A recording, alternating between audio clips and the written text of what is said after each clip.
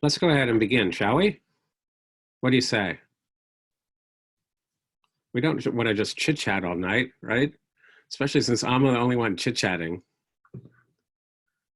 Okay, so let's begin. We're going to go ahead and briefly do the compassion meditation that we did last night. So generating a strong will of compassion for action in a way that explicitly avoids empathic distress and takes our empathy down the path of compassion instead. That begins with our field of care. So we always need to be ready to evoke our field of care, which is a caring moment or a benefactor that you feel genuinely very grateful has been in your life. There's that feeling to it. Or a spiritual figure or a lineage that you also feel very grateful has been in your life. And you feel it as you feel them as kind of an inspiration and a blessing. The caring moment can function just the same way because that moment is eternal. Once we realize it, we can re-inhabit it, and the power of it is here now. We just need to learn that that's real. Then any simple caring moment can be as powerful as those other options. And all of them are functioning by evoking or bringing out capacities, powers of our own awareness. But we need help from others to bring out those capacities. And that's why when others are present to us in a loving way, even for one caring moment, they're providing a scaffold, in a way, for us to scaffold on, bringing out powers of love, care, compassion, acceptance, a feeling of being seen, being heard, which bringing out those powers from our own being. They are not giving them to us. So we use the field of care to evoke our secure core, our secure base, which we all have. All of us have it. Of course, some of us have more difficulty than others may in accessing it, but we all have it. It is here to access. We just need to find our own best ways. Once we access that, we then have the secure base from which to extend love to others much more reliably from beyond our own brittle sense of self or whatever. And then enter into compassion meditations, which explicitly focus on suffering without feeling like we have to be overwhelmed by it. Because all the suffering that we're experiencing, that which we perceive in others, that which we experience in ourselves out of empathy for them, all of it is embraced in a much larger reality than just suffering. Suffering turns out not to be the only reality here. There's a much larger, fuller reality here, which we're learning to access and to let all the suffering be held in, which is a fuller reality of love, compassion, warmth, deep care, which can become more and more unconditional, more and more stable, powerful, indomitable. And that's the kind of power of love, compassion, presence that great figures through history have had, that kind of moved history in that direction. Like Harriet Tubman. Have any of you seen the movie Harriet Tubman? She's kind of the most remarkable person who ever lived. I really recommend the movie. Anyhow, kind of like that. This physically not large woman, little woman, just moved the world from the force of her presence and courage, from that, the power of her being. And that also was evoked from her by a relational field, by a field of care. In her case, as a Christian. But that's how it works, this fundamental pattern that we're working with. Okay, so we'll need also then, when the instruction comes, to think of someone or some group whose suffering really touches your heart, really affects you. So you really care about that and really kind of can't stand that they have to experience that suffering. So be ready for that instruction when it comes, okay? So let's begin with some abdominal breathing. We just sit in a relaxed way. Eyes can be open, gazing downward if you like. I always prefer eyes open if you can. Of course, if you cannot, if you really feel you have to close them, fine, do that. But the reason I always begin instruction with eyes open is because we actually learn to do these practices during our day and repeatedly throughout our day, and our eyes are open during our day. So it can be actually quite helpful to learn them with our eyes open in a meditation session as well. And you just let the breath settle into its own natural rhythm. And you're breathing into the abdomen, which means that the abdomen is expanding on the inhale. And feel it expand.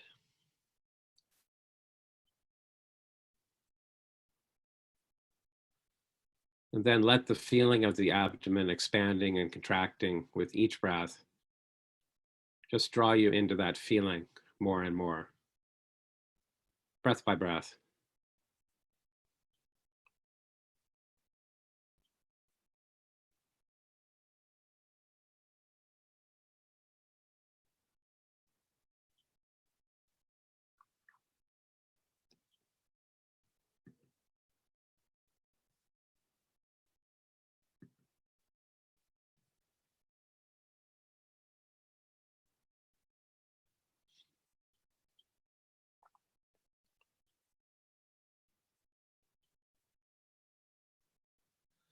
And now recall your field of care, a caring moment, or a benefactor, or a spiritual figure, or lineage, and experience that as present to you now, not just as a memory, present here with you, happening now, and you are being seen in your deep worth and dignity beyond judgments with deep care and compassion.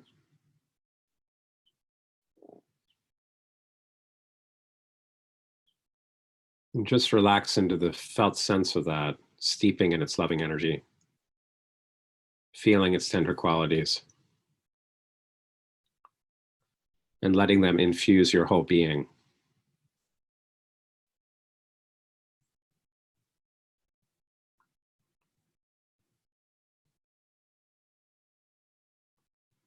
Just kind of surrendering to that, accepting that.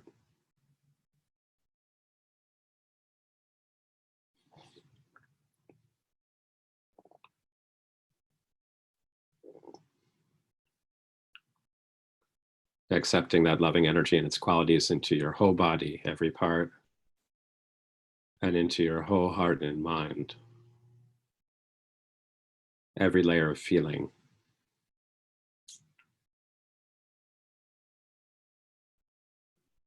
Every part of you loved in its very being.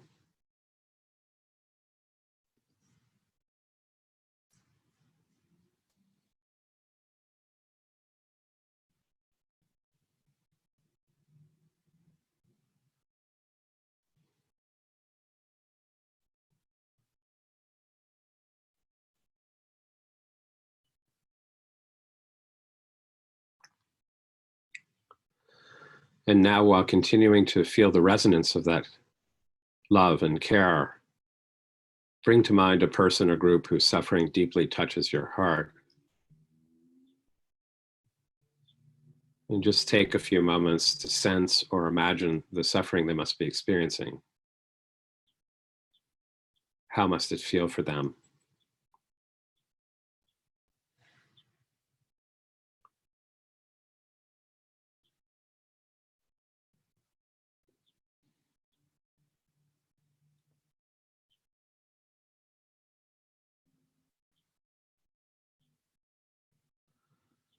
And what other associated feelings may be arising for them.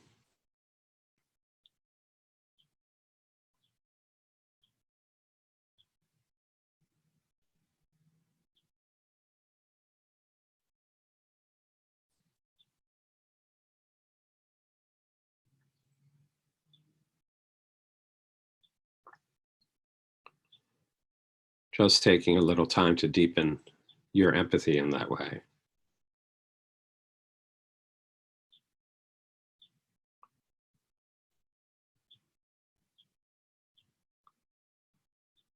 But don't get stuck in the pain of this empathy. Instead, let the power of this empathy, even the pain within it, generate an intense compassion from your heart that wishes them free from all the suffering and deeply well. So let this empathy go down the channel of compassion like that. Let the empathy fuel a very strong wish and energy of compassion that radiates powerfully from your heart to that person or group, infusing their whole being and environment in that healing power of that compassion.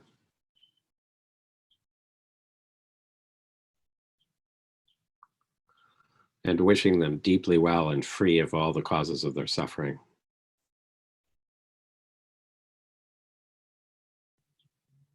Each in their own best way.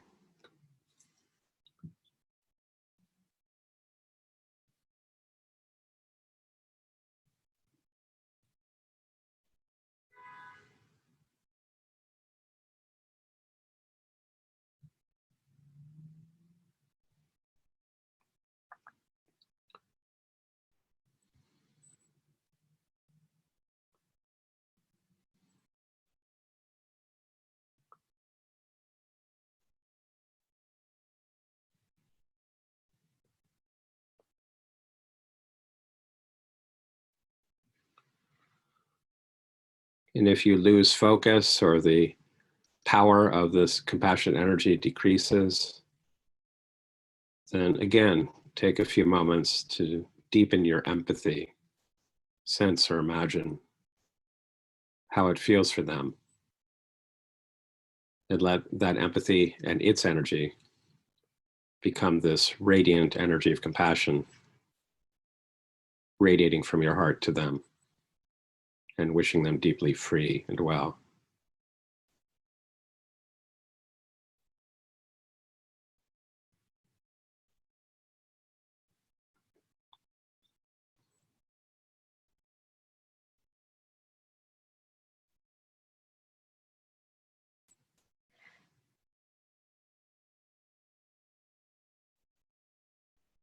And then if you wish, you can let this compassionate energy now extend to all beings who experience the sufferings of living and dying, radiating to all beings who experience layers of suffering. And the radiance just infuses their whole being and environment in its healing power of compassion, while wishing them all just deeply well and free, each in their own best way.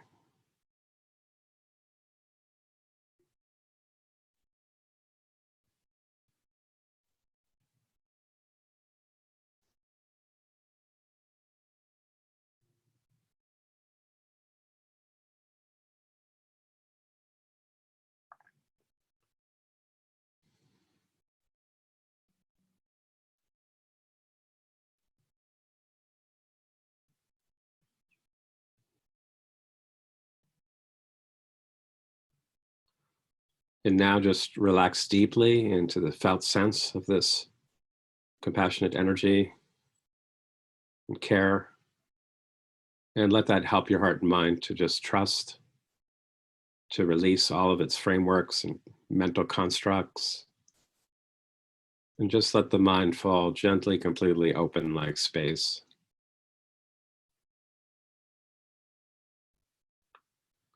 Beyond reference points, just like space. Just totally open.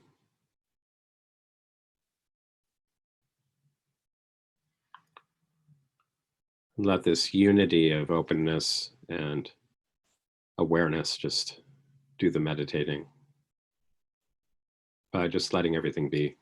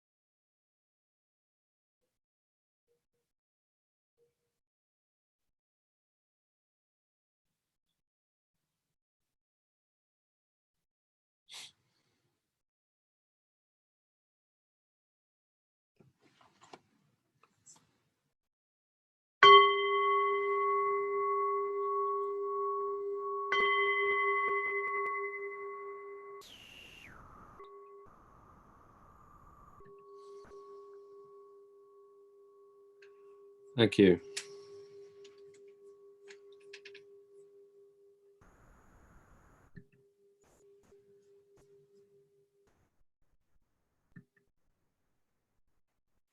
So I think a number of people who have sent in questions over the last few weeks have raised a certain kind of question that I could just quickly address, having just done this meditation.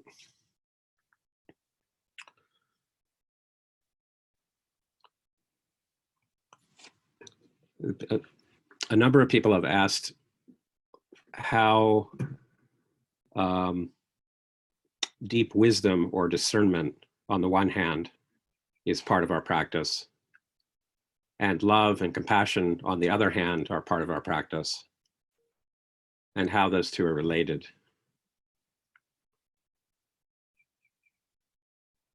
So when we generate a kind of a power of love or compassion, compassion's really a form of love, it helps break down the kinds of habitual patterns of mind and heart that impede our ability to become conscious of a depth dimension of our experience, a depth dimension of total emptiness, openness, or basic space. It's a little tricky to talk about because it's not really accessed by thinking about it or talking about it. It's accessed only in a kind of a deep receptivity to it in which it dawns on you. So I tried to use the example of, that is, you understand what it is by it dawning on you. And I think to some degree, even if just a little bit, or more than a little bit, it has dawned on most of us, or all of us, but we may not have noticed, and it may not have been pointed out because, again, it's not really part of our society or culture or education to even notice it, by and large. So I think a few weeks ago, I used the example of if you take a long hike and you're walking through the forest and you come to a hilltop and it's sunset, beautiful sunset sky, and you're physically exhausted and you just sit down and just completely relax. And the openness of the outer sky sort of draws you into it through your gaze. And so it can dawn on you, it could come from the background of your awareness that there's kind of a pervasive, kind of like an all-pervasive openness and simplicity. Everything just settles into a pervasive openness and simplicity and a kind of a deep well-being or warmth, which the thinking mind may have a hard time understanding because you're so worried about so many things. So how could you feel so totally for this moment in this place, so totally well? That shouldn't be. You have so many things to worry about all the time. So how could it be that it just seems like a tremendous openness, simplicity of awareness, a deep natural peace, and a kind of a warmth and well-being? So you feel suddenly like everything is blessed or everything is beautiful from within. Has anyone ever experienced anything like that? Also happens, I think, for many people when gazing over the ocean, which is part of the reason why we like to go to the beach. Does anybody have any idea what I'm talking about? You have experiences like that, haven't you? I know that's probably why we do things like that. Go on long hikes, sit down after we're exhausted, and gaze upon the beautiful sky. Something happens to us. So that's a glimpse, I would say, of an innate underlying all-pervasive openness or emptiness or basic space, which is not only actually around us the way we normally think about space, but a basic space that is in and through everything, our whole being and all that we're experiencing. And that basic space, a glimpse of that in a non-dual way, is a moment of deep wisdom. And it's the power of love and compassion that help break down the habitual patterns in the mind that prevent us from becoming that open or from returning to that primordial state of utter, all-pervasive openness and pure cognizance. The habitual patterns caught up in worries about ourselves or worries about our world in reference to a narrow sense of self prevent the mind from reverting to that primordial state of awareness. Therefore, when we generate more and more intensive, all-inclusive and unconditional powers of love and compassion in the ways that we've been cultivating in these meditations or in other ways, in other traditions of practice, it's really purifying the mind and empowering it to break free of the constraints that have prevented it from opening to more wisdom. Wisdom in the sense I just described it. A wisdom of kind of basic space and pure cognizance. And when the mind releases its grip, and in the releasing phase of each of our meditations, the mind is being signaled. If you would like, if you feel that you trust these loving qualities enough to let go a bit and relax into their source in this basic, totally unconfined openness and purity of cognizance. Mind, if you feel like you would like, you could just relax your grip a bit on your narrow frameworks constructed around narrow sense of self. There's no judgment here, but just if you'd like, you could release your grip a bit more now, here in this meditation. For example, the one we just did on compassion, the last phase, releasing phase, is always saying that. Mind, would you like to just relax even more? Right into the essence of that love that you're feeling and experiencing. And that essence is space and pure cognizance. But when the mind is empowered enough by love and compassion to trust enough to settle right into the essence of that love and compassion, or really right into the essence of experience, any experience, with the help of love and compassion to help the mind trust enough to relax, release, let go into the essence of this experience, then it can begin to experience more wisdom, or experience wisdom more fully.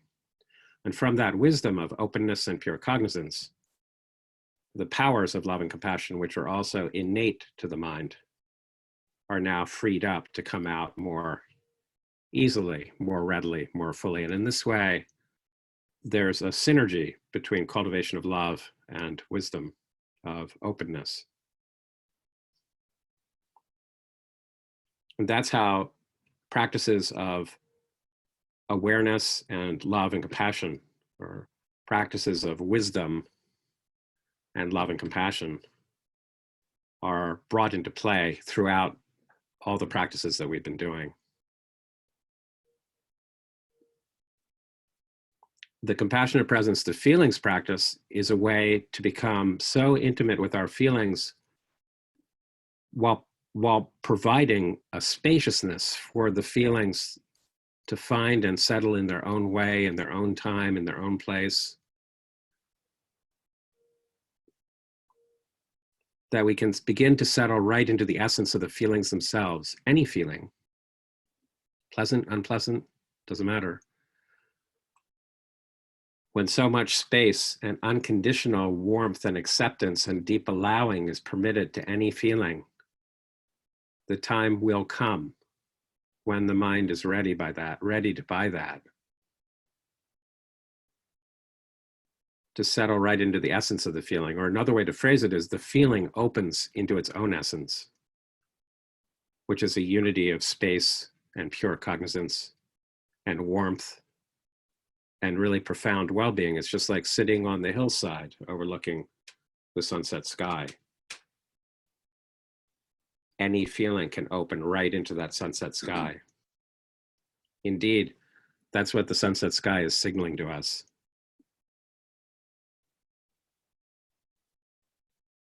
And then the letting be practice is a very direct, a method for helping the mind learn to settle very directly into that underlying natural unity of space and pure cognizance or pure awareness, with the help of the natural power of the body, the breath, energy, and the mind. The releasing phase of all the meditations are similarly an opportunity for the mind as it feels ready and trusts enough with the help of love and compassion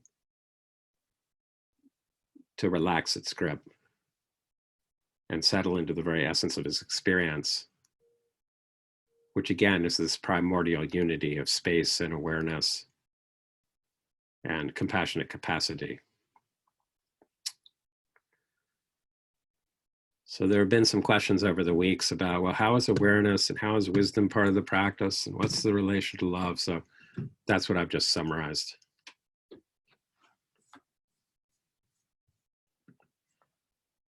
And somebody asked this past week from last night, in previous teachings, you've clarified that love and care do not come from other people. So this love, compassion, care do not come from other people or from external relationships, but from our own basic awareness. What about negative feelings and negative experiences? If the good stuff comes from awareness, where does the bad stuff come from? Also from awareness?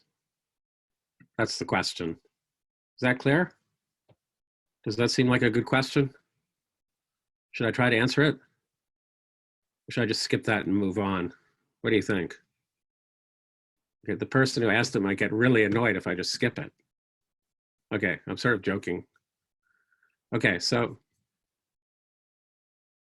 if the good stuff comes from awareness, where's the bad stuff come from? Also awareness. So here's what I would say. Yes, according to Buddhist Abhidharma teachings, Abhidharma is a Buddhist systematic philosophy in psychology and cosmology. So according to Buddhist Abhidharma, sort of systematic teachings, both kinds of feelings and emotions, pleasant and unpleasant, arise from our own awareness. So I'll repeat that. Both pleasant and unpleasant feeling tones and emotions arise from our own awareness. And those feelings are not actually given to us or inserted into us by other people, even though all kinds of situations with other people certainly stimulate those feelings, pleasant or unpleasant, no question. But they are not giving us those feelings. This is a subtle point that comes up in Buddhist psychology that's really worth paying attention to. The feelings that we're experiencing, feeling tones and emotions, are not given to us by anybody else. Even though being with others, depending on how they are with us, certainly stimulates those kinds of feelings. So what's happening? The other people are evoking our feelings. They're not giving them. They're not giving them to us. And this is something many of us have not really noticed or paid much attention to. It's pointed out in Buddhist Abhidharma. Once we make that distinction, possibilities emerge that we've been taking up in our practice. So let me back up and phrase this another way. When another person is present to us in a loving way, and we are receptive to that, it evokes our own capacities to feel loved and to love in return. And we need that as human beings. If we do not have that, if we don't experience what it's like to be seen as worthy of love and held in love and care, we get kind of crippled emotionally. That's not a reason to just feel bad about ourselves. Oh, I had a terrible childhood, I'll never be whole again. No, yeah, we get crippled, but it could be temporary. We don't have to stay crippled. But nevertheless, we need that as human beings, is my point. We need to experience what it's like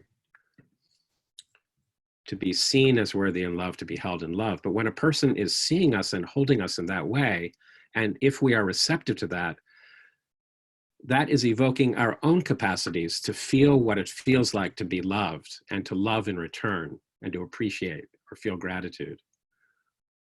Similarly, when a person is present to us in a hateful way, that can evoke our capacities to feel hated and to hate in return. In both cases, the other person serves as an external condition for a capacity from within our own awareness to manifest. They do not give us that capacity, they do not give us that feeling, but they do evoke it. That's why we can use the field of care to evoke our own capacities of love and care and compassion.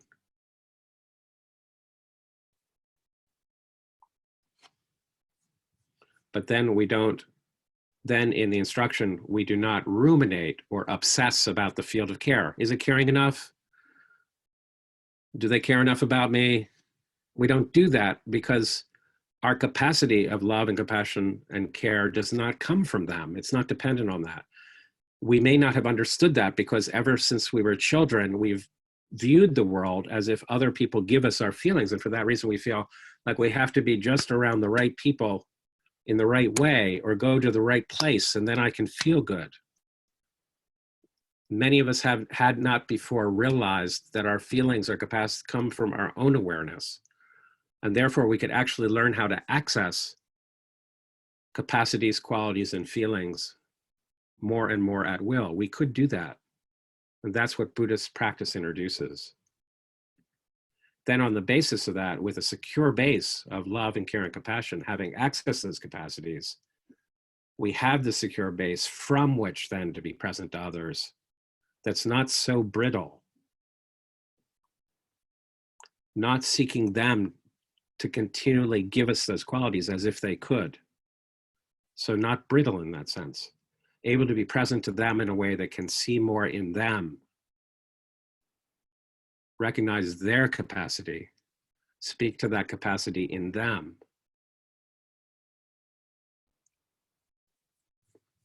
And that's the direction our practices take us. Next comes two related questions that I think are really important. The first is, and I abbreviated these questions, but how are we to apply compassion when we are in a context of verbal and physical abuse in a relationship? When your partner wants to control and dominate you, how are we to apply compassion in that context? Does everybody hear the question? And here's a second different, but I think related question. So I want to treat them both together. This comes from a medical student. She says, what I struggle with as a medical student is not mainly compassion fatigue, but mistreatment fatigue, if I can call it that. Mistreatment fatigue. The specific context of my question is that as a young female medical trainee, I struggle with superiors and also patients who act abusively toward me.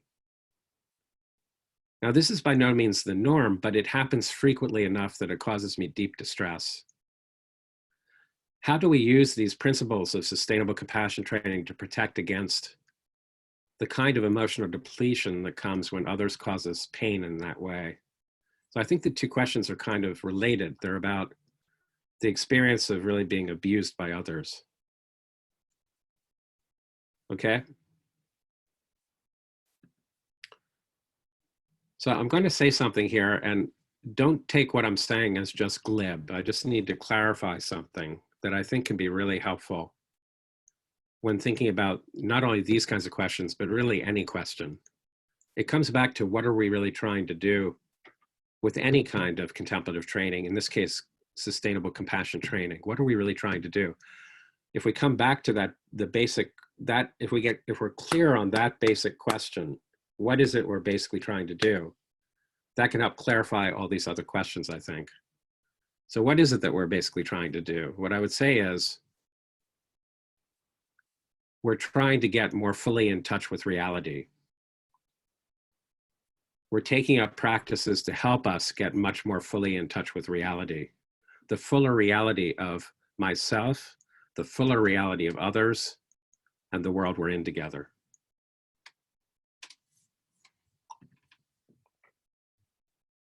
So that further questions come from that. What way of thinking and acting and being takes us out of touch with reality? What way of thinking and acting and being puts us in touch with the fuller reality more and more? That which takes us out of touch with reality will cause suffering. Like putting our hands on a hot stove again and again and thinking that it will be cool next time. But our thinking that it will be cool next time is just out of touch with the reality. It's going to be suffering. We're going to come up against the reality. We're out of harmony with it. On the other hand, what puts us more fully in touch with reality can increasingly free us from causes of suffering. I think that's even a sign whether something is putting us in fuller touch with reality. It's helping us become free from causes of suffering in one way or another. So in our practice, what we're doing is we're trying to learn how to see our own reality more fully and accurately. What do I mean by that? We're learning to recognize our deep dignity, unconditional worth, and our underlying unlimited capacity for love and compassion and discernment. That is a deep part of our reality, and our practice is meant to help us get in touch with that depth, that deep reality in us. And that's what meditations in the handout, meditations numbered 1 through 5, are to help us do that more and more. Help us sense into, recognize our own deep dignity, unconditional worth, and our capacities for love and compassion and discernment. So we cannot deny it. We cannot hide from it anymore. We're no longer satisfied with fully identifying with this or that part of ourself or sense of self that, for understandable reasons, according to its conditioning, takes us to be some superficial image, label, or impression of ourself. No matter how long that sense of self or part of us has believed that, it is wrong. And if we're going to be freed from causes of suffering, we need to get in touch with the real reality here, which is a depth of dignity and a capacity of care and love and compassion, which cannot be denied and which we can realize more and more, and therefore recognize that we cannot deny it. It is real. Meditations 1 through 5 are helping us do that. And with that secure base and that recognition of our own deep dignity and capacity,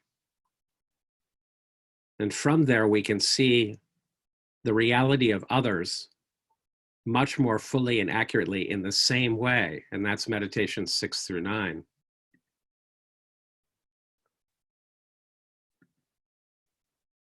And what do we see in others?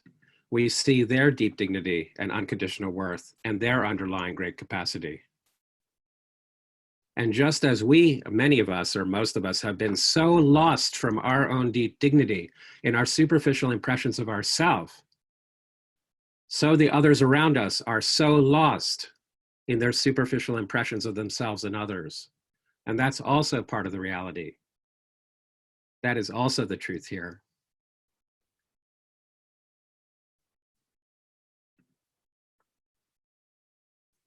And that brings the next key principle. So the next response to the question, what are we really trying to learn here? And that is authentic love and compassion both affirm a great goodness, a great potential of goodness in everyone. And also confront everyone. Authentic love and compassion do not just hug everyone in a huggy-wuggy way. No matter what you do, go ahead, abuse me, that's fine. I'm being compassionate. That's not compassion. Compassion, with its discernment, authentic compassion, knows your own deep dignity. And it knows the dignity in the other. And it knows that if that other is abusing you, that they are lost from their own dignity. And it will challenge their ways of thinking and acting in whatever way is needed. Not only in defense of yourself and your own dignity, but also on behalf of their dignity, which they are not in touch with. Also for them. Compassion confronts. It does not just hug, smile, and hide. It confronts, but it confronts not only on behalf of yourself, although that may be quite legitimate, or on behalf of others who are hurt by someone. Authentic compassion always confronts also on behalf of the person you are confronting. And that's its power. That makes it very powerful. That makes it impossible, ultimately, to hide from. That is the kind of compassion that Martin Luther King had. That is how he spoke to the governor of Alabama, George Wallace. If any of you remember. That is how Nelson Mandela spoke to the apartheid regime. That is how Gandhi spoke. That is how the Dalai Lama speaks, Thich Nhat Hanh, Rosa Parks, Harriet Tubman. That's love and compassion. It both affirms beings in their deep dignity, their unconditional worth, and their great capacity. And it confronts everything that obstructs and impedes that deep dignity and capacity. It confronts it. And it does so not out of hatred, but out of love and compassion. That's authentic love and compassion. And that's what we're cultivating. And that's my response to that question.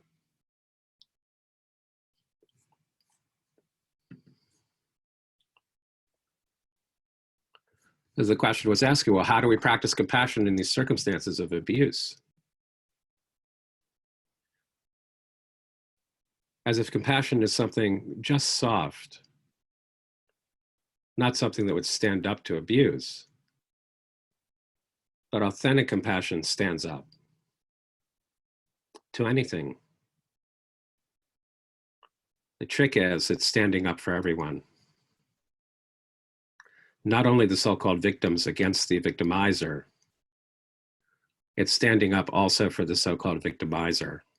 And that's its wisdom. It discerns that there's something worth defending in the victimizer too. And it stands up to and confronts the so-called victimizer, their ways of thinking and acting, also on behalf of their deep dignity. That's the tricky part. Anyhow, is this clear enough? That's the idea.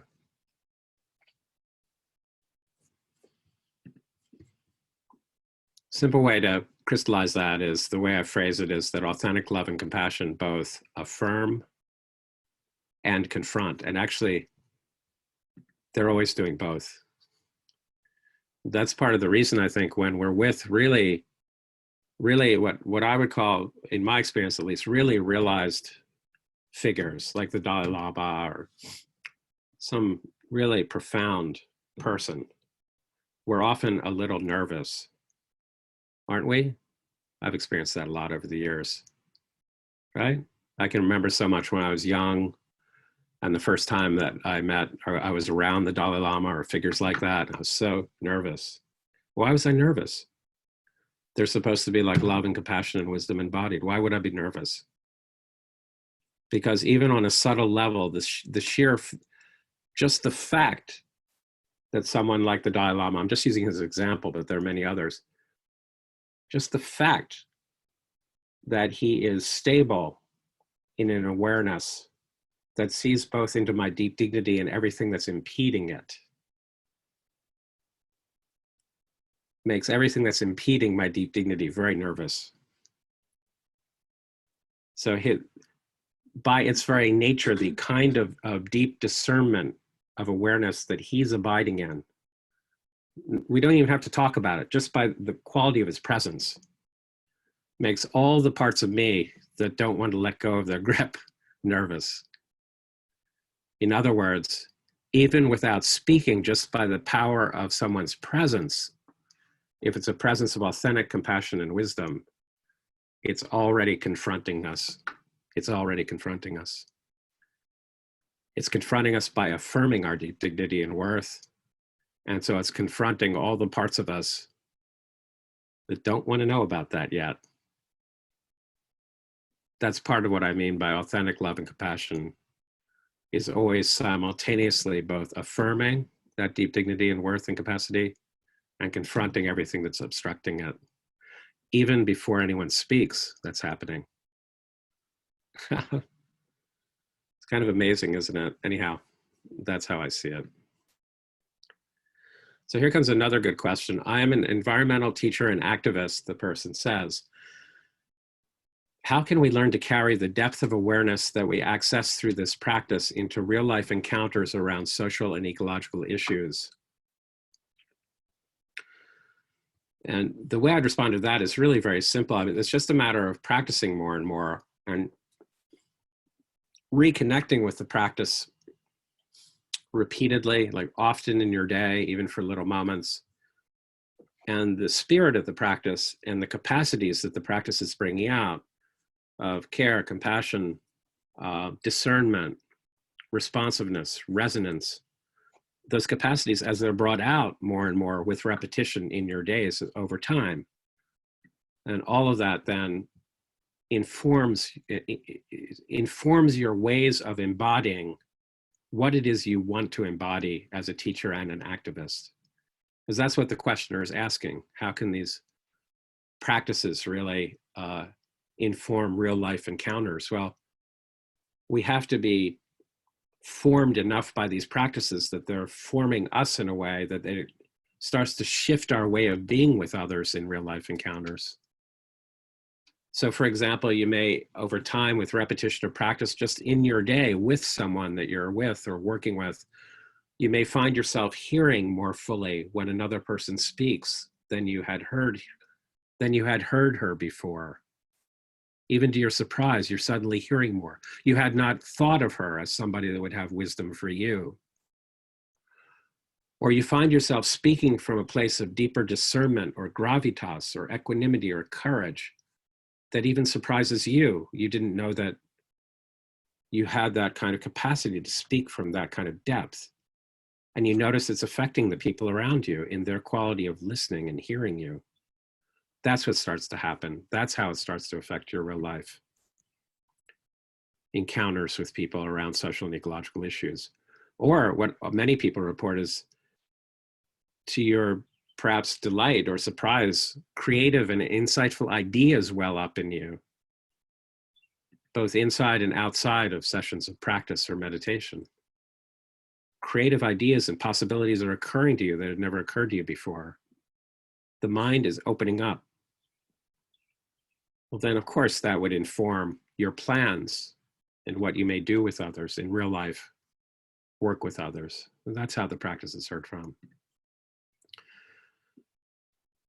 I think a big part of how we learn how the practice really informs real life and real life encounters is also in conversation with others in a mature practice community, which is why I've repeatedly said it's essential actually to practice within a mature practice community. And therefore it behooves me to link anyone who's really interested in serious practice of this stuff to such communities. And so I do that. So they are available online now. Many such communities are present online and meeting weekly through that website, Foundation for Active Compassion website. That's for this practice, but I would actually make the same argument for any contemplative practice that's actually going to really be transformative or liberating and really affect your real life. The same thing is true. It'll have to be emerging with the support of a mature practice community. I'm telling you, so this is confrontation. Maybe it's compassionate confrontation. I don't know. But I'm confronting you all with that because we live in such a hyper individualistic society, which has misinterpreted meditation and contemplative practice in hyper individualist terms. Here I am confronting. It will not work. That will not work. Nobody has caught on anywhere near fully as a hyper individualist just trying to do it on their own and reading a few books on them by themselves or something like that. Or even only watching videos. It requires a mature practice community. Thanks for your patience with me. Nobody threw anything.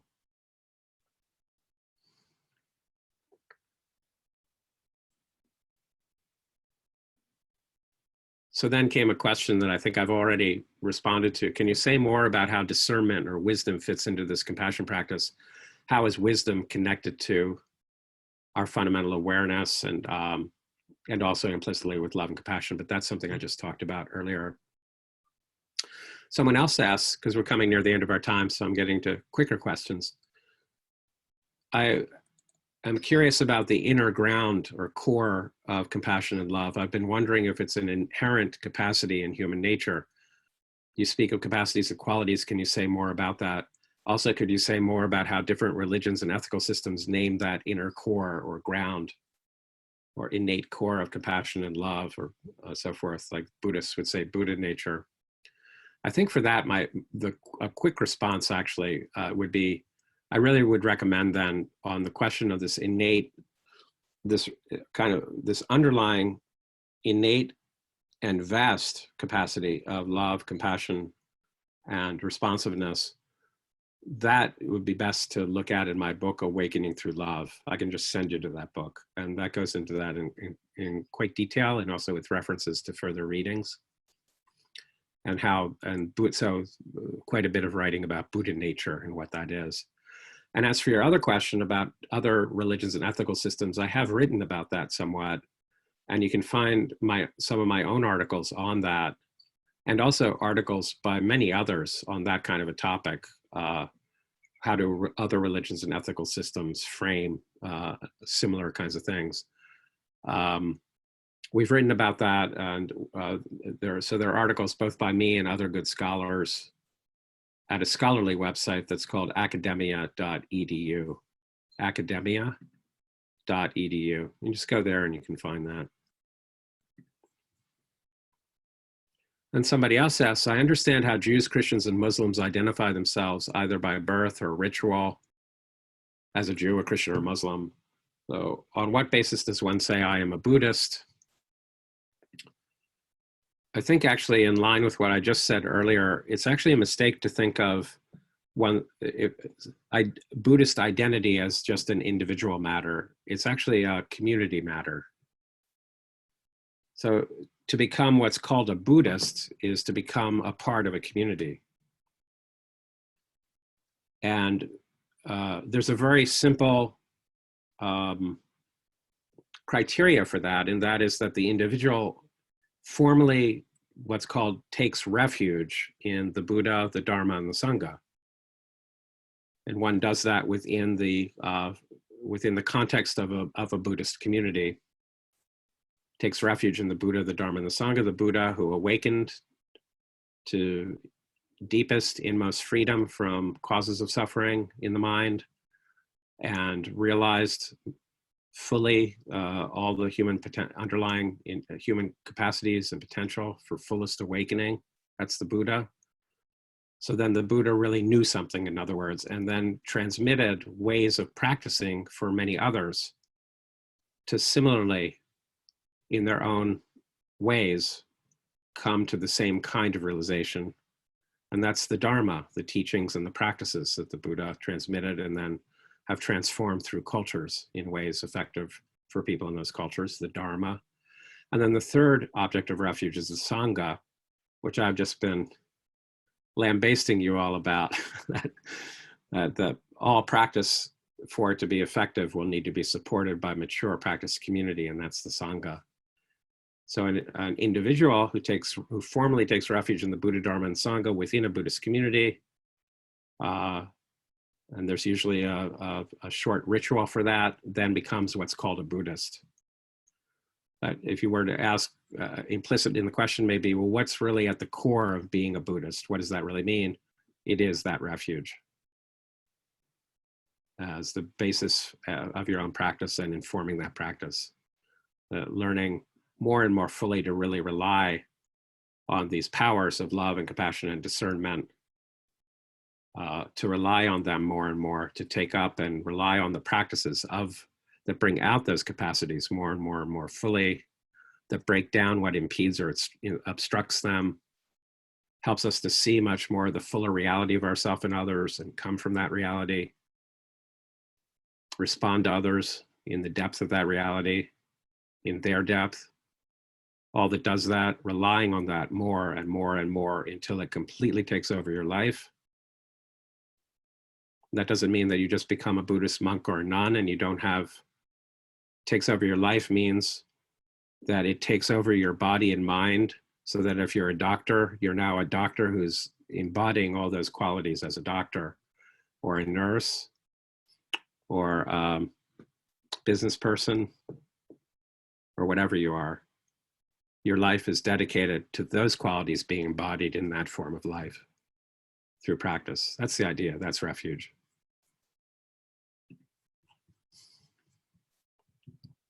And then the final thing was just, we're at the end of our time, but someone's just saying, would you please describe the retreat that you're going to be teaching or co-teaching really on June 12th to 18th online through Zoom.